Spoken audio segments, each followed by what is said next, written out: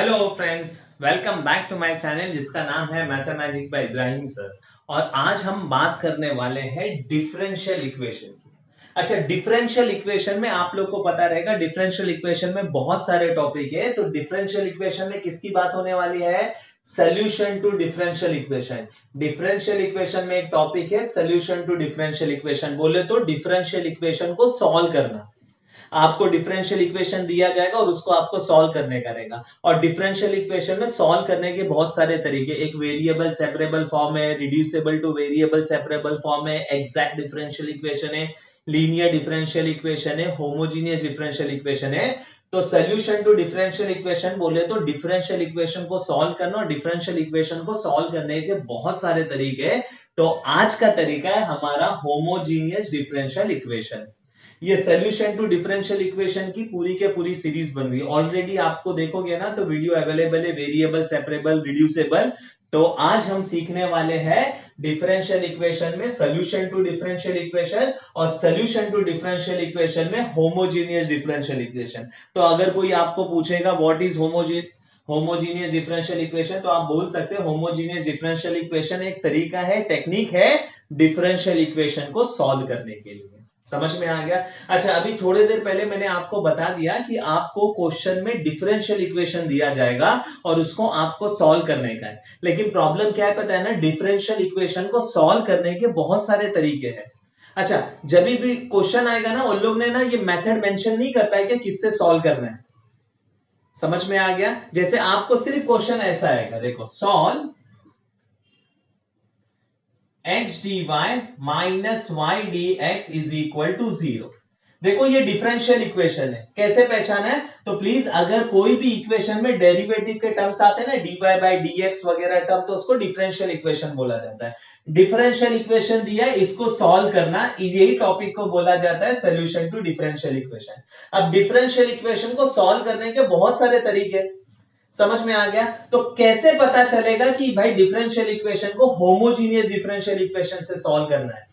तो इसीलिए प्लीज याद रखो, ये solution to differential equation topic में मोस्ट इंपॉर्टेंट रहेगा आइडेंटिफिकेशन ऑफ मेथड, की कौन से मेथड से सॉल्व करना है। डिफरेंशियल इक्वेशन देख के पहचानने आना चाहिए भाई, ये रिड्यूसिबल से सॉल्व होगा, ये वेरिएबल सेपरेबल फॉर्म से सॉल्व होगा, ये डिफरेंशियल इक्वेशन एग्जैक्ट से सॉल्व होगा, लीनियर से सॉल्व होगा, या होमोजीनियस से सॉल्व होगा। तो सब में पहले मैं बता देता हूं कि होमोजीनियस डिफरेंशियल इक्वेशन के क्वेश्चन को कैसे पहचाना जाता है, फिर उसके बारे में, इसके बाद में हम तरीका सीखेंगे, और फिर फाइनली हम लोग सम सॉल्व करेंगे ताकि आपका पूरा कंसेप्ट क्लियर हो जाए। तो मैं स्टार्ट कर रहा हूं, कैसे डिफरेंशियल इक्वेशन को देख के पहचाना जाएगा कि भाई ये जो डिफरेंशियल इक्वेशन है वो होमोजीनियस डिफरेंशियल इक्वेशन से सॉल्व होगा। ध्यान से देखो प्लीज, अगर आपका क्वेश्चन इस तरह से आता है, जैसे कि सॉल्व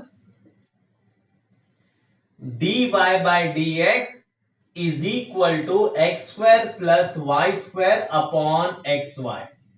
अगर आपका डिफरेंशियल इक्वेशन इस तरह से आता है तो आप बोल सकते हो कि ये क्वेश्चन सॉल्व होगा डिफरेंशियल इक्वेशन से। अच्छा, अब इस तरह से बोलने का मतलब dy by dx is equal to नहीं, मेरा मतलब ध्यान से सुनो, डिफरेंशियल इक्वेशन होमोजीनियस से कब सॉल्व होगा पता है ना? होमोजीनियस बोले तो एक जैसा। तो जितने भी वेरिएबल है, देखो इधर x वेरिएबल है, y वेरिएबल है, अगर x और y वेरिएबल की डिग्री सेम है तो समझ जाने का क्वेश्चन सॉल्व होगा होमोजीनियस डिफरेंशियल इक्वेशन से। समझ में आ गया? अगर वापस रिपीट कर रहा हूं, अगर x और y बोले तो जितने भी वेरिएबल है वो सबकी डिग्री सेम, होमोजीनियस बोले तो सेम, अगर सब वेरिएबल की डिग्री सेम है, पावर सेम है, तो वो सॉल्व होगा होमोजीनियस डिफरेंशियल इक्वेशंस में। सही है? लेकिन अगर x और y वाले टर्म वेरिएबल मल्टीप्लाई में आ गए ना, तो उन लोग का पावर ऐड करके डिग्री समझना पड़ता है। जैसे कि फॉर एग्जांपल से मेरे को बताओ, इसकी डिग्री कितनी है? 2 है, डिग्री 2, इसकी भी डिग्री कितनी है? 2। अब इन दोनों की क्या है? 1 है, लेकिन ये दोनों वेरिएबल मल्टीप्लाई में ना, तो पावर ऐड करो, 1 प्लस 1 कितना हो गया? 2। तो इसकी भी 2 है, इसकी भी 2 है, इसकी भी कितनी हो गई? 2 हो गई। तो याद रखो प्लीज, नहीं तो बच्चे कंफ्यूज हो जाते हैं। डिग्री सेम बोले ना तो लोग एक्स और वाई का पावर देखते हैं। हाँ, एक्स और वाई का ही पावर देखने का, लेकिन एक्स और वाई मल्टीप्लाई में रहे तो पावर ऐड करके देखा जाता है। समझ में आ गया? तो इसकी भी डिग्री 2 है, इसकी भी डिग्री 2 है, इन दोनों की भी मल्टीप्लाई है तो पावर ऐड करके 2। तो ये क्वेश्चन सॉल्व होगा होमोजेनियस डिफरेंशियल इक्वेशन पे। जरूरी नहीं कि हमेशा dy बाय dx आएगा, क्वेश्चन आपको ऐसा भी आ सकता है, जैसे सॉल्व, ध्यान से देखो please, x raise to 4 plus y raise to 4 dy minus, या तो इक्वल टू, या तो माइनस ही ले लो, minus x square y dx equal to 0।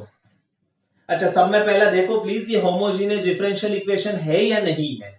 कैसे पहचानेंगे हम लोग होमोजेनियस डिफरेंशियल इक्वेशन? तो मैंने बोला वेरिएबल का पावर, वेरिएबल के पावर बोलो या डिग्री बोलो, सेम होना चाहिए, लेकिन अगर वेरिएबल मल्टीप्लाई में तो पावर ऐड करके देखना पड़ता है। समझ में आ गया? तो इसका देखो पावर 4 है, वेरी गुड, इसका भी पावर 4 है, दोनों का डिग्री सेम है। इन दोनों की देखो मल्टीप्लाई में तो डिग्री ऐड करके देखो, इन दोनों की है तो कितनी हो गई? 3। ये 2 है और ये 1 है, तो डिग्री कितनी हो गई? 3 हो गई। नहीं, ये होमोजीनियस डिफरेंशियल इक्वेशन से सॉल्व नहीं होगा, क्योंकि वेरिएबल की डिग्री सेम नहीं है। होमोजीनियस बोले तो डिग्री ऑफ वेरिएबल क्या होनी चाहिए? सेम।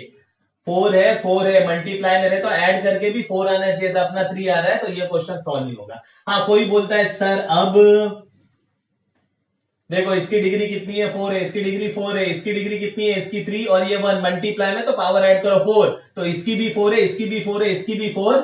अब ये क्वेश्चन होमोजीनियस डिफरेंशियल इक्वेशन से सॉल्व हो जाएगा, क्योंकि ये होमोजीनियस डिफरेंशियल इक्वेशन है। देखो dy बाय dx बोले तो डिफरेंशियल इक्वेशन है, डिग्री सेम हो गई तो ये होमोजीनियस है, होमोजीनियस बोले तो सेम। याद रहेगा?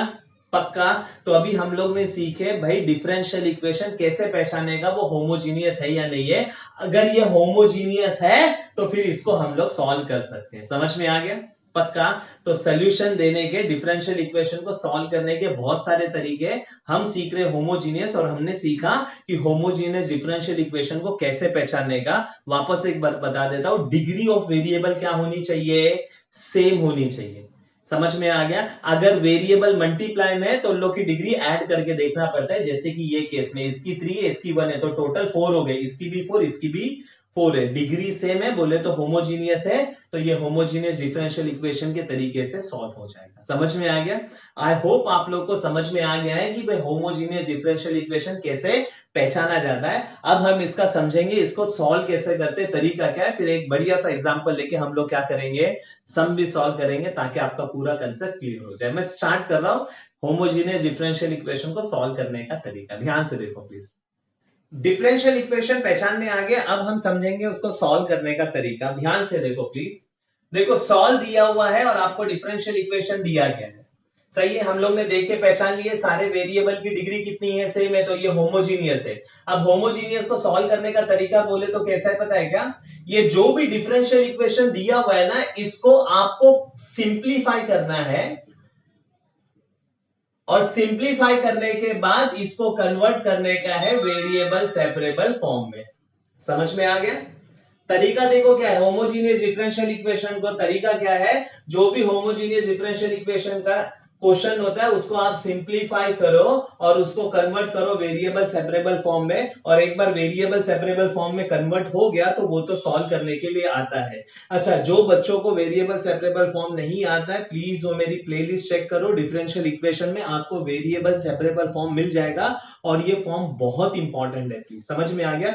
तो वेरिएबल याद रखो, होमोजीनियस डिफरेंशियल इक्वेशन का हर क्वेश्चन सिंप्लीफाई होने के बाद वेरिएबल सेपरेबल फॉर्म बन जाता है। अच्छा, अभी हमको सीखने का है कैसे ये इक्वेशन को सिंप्लीफाई करके वेरिएबल सेपरेबल फॉर्म में लाओ। तो ध्यान से देखो, होमोजीनियस डिफरेंशियल इक्वेशन क्या होता है। एक बार आपको पता चल गया कि ये होमोजीनियस डिफरेंशियल इक्वेशन है, इसको सिंप्लीफाई करने का वेरिएबल सेपरेबल फॉर्म में कैसे सिंप्लीफाई करते हैं पता है क्या?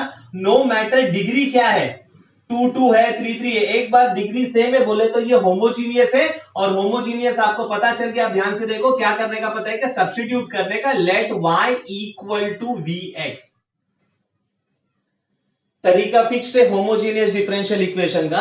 अगर डिग्री 4 4 है, 3 3 है, एक बार सारी वेरिएबल की डिग्री सेम है बोले तो होमोजीनियस है। इसको सिंप्लीफाई करने का कैसे? सब्स्टिट्यूशन लेने का, let y equal to vx। फिर क्या करने का पता है? इसको डिफरेंशिएट करने का विथ रिस्पेक्ट टू x।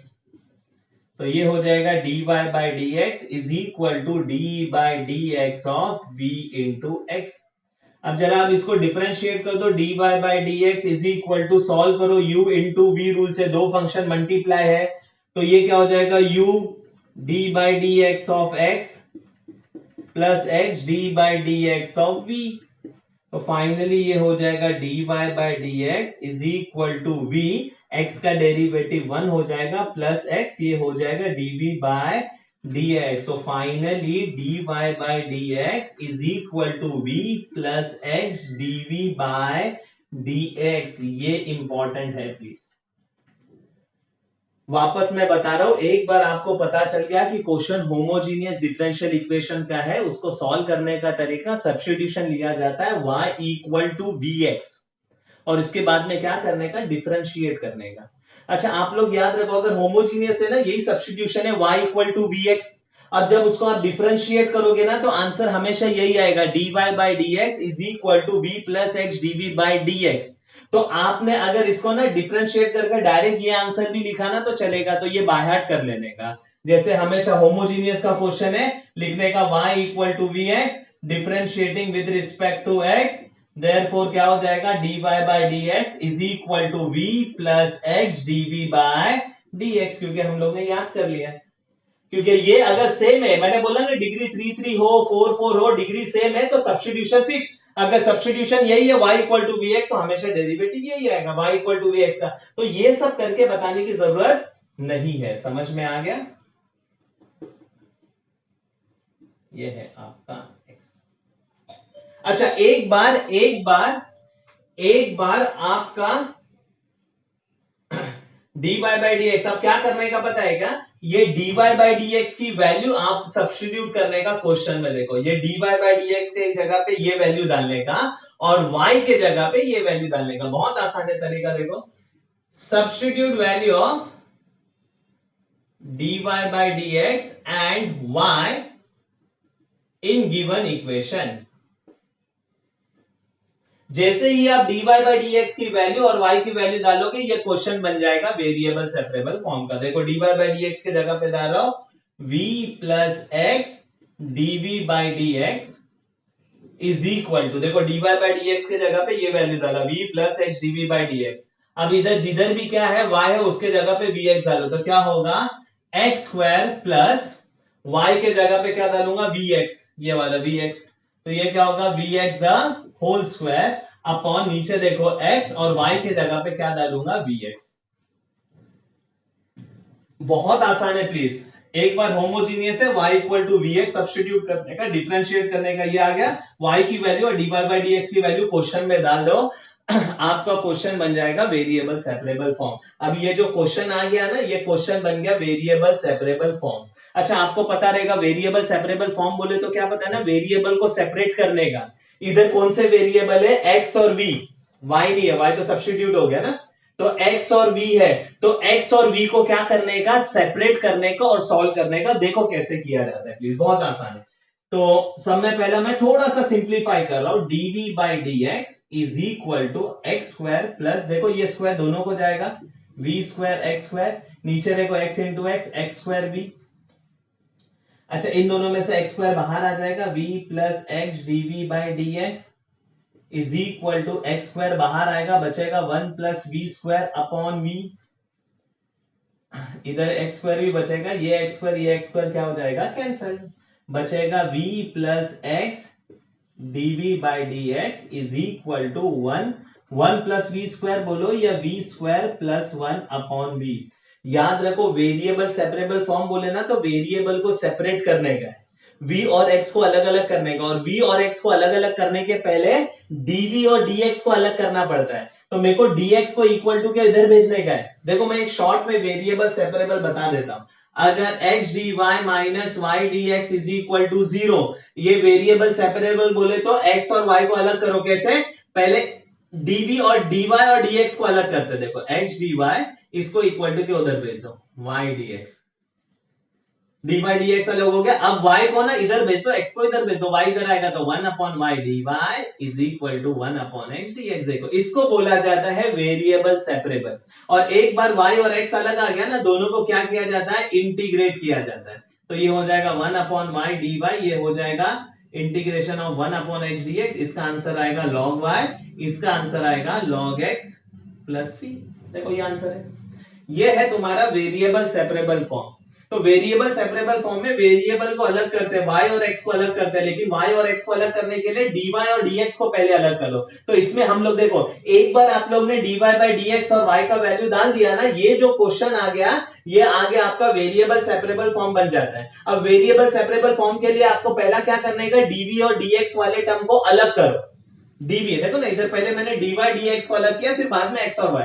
तो पहले dv और dx को अलग करो, फिर v वाले टर्म dv के साथ दे दो, x वाले टर्म dx के साथ दे दो। सही है। लेकिन ये अलग करने से पहले मैंने इधर थोड़ा सा सिंप्लीफाई कर दिया। अच्छा अब ध्यान से देखो मैं क्या कर रहा हूं प्लीज। तो आपको जरा ना ये टॉपिक बहुत अच्छे से समझ में आएगा अगर वेरिएबल सेपरेबल फॉर्म क्लियर है तो। अच्छा अब ध्यान से देखो, मेरे को dv और dx को अलग करने का, dx को इक्वल टू के इधर भेजना है, dx को इधर। लेकिन है ना, मैं भेज सकता हूं, लेकिन पहले ना इसके साथ एलसीएम लेना पड़ेगा, इसके साथ, फिर dx को इधर भेज सकता हूं।